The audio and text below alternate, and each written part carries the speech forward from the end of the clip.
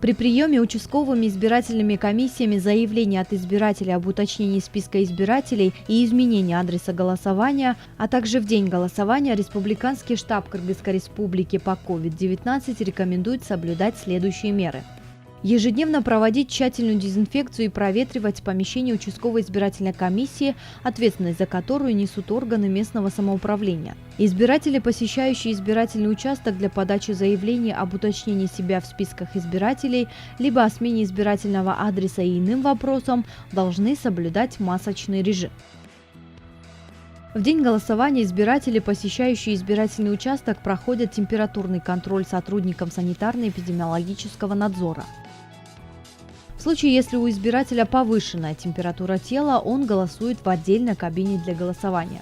При входе в помещение для голосования должен быть оборудован пункт, на котором обеспечивается дезинфекция рук участников голосования и выдача одноразовой маски и перчаток в случае необходимости.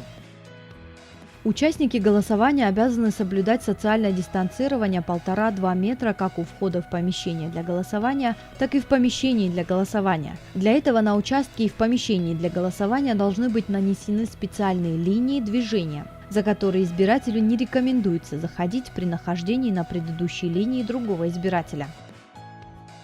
В помещении для голосования расстановка мебели, кабин для голосования и технологического оборудования производится на расстоянии не менее 1,5–2 метров друг от друга. Также в помещении участковой избирательной комиссии обязательно должен быть санитайзер. Если в день голосования избиратель пришел в маске, которая не отвечает санитарно-эпидемиологическим нормам, такая маска должна быть аккуратно утилизирована. Взамен нее избиратель получает новую маску. В процессе предоставления паспорта гражданина Кыргызской Республики для прохождения биометрической идентификации избиратель должен быть в перчатках и маске. На момент сравнения фотографий с паспортом ему должно быть рекомендовано на время снять защитную маску. Для прохождения биометрической идентификации по отпечатку пальцев оператор идентификации должен обработать контактную поверхность сканера спиртовой салфеткой, а избирателю необходимо снять перчатку для сканирования пальца. После завершения процесса сканирования обработать руку и надеть перчатку. В случае необходимости прохождения биометрической идентификации по геометрии лица, избирателю необходимо на время снять защитную маску и после сканирования обратно надеть. До и после проведения процедуры идентификации избирателя производится дезинфицирующая обработка оборудования. При голосовании избирателям рекомендуется не касаться стенок кабины и не находиться в ней в течение длительного времени. Особое внимание должно уделяться дезинфекции контактных поверхностей, а именно кабин для голосования, дверных ручек, поручней, перил, оргтехники и избирательного оборудования, обработку которых необходимо проводить не менее 2 раз каждые 60 минут.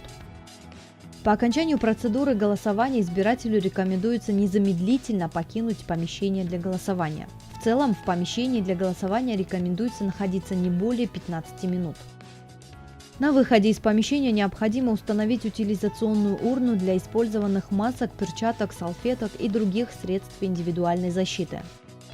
После завершения голосования рекомендуется провести полную дезинфекцию помещения.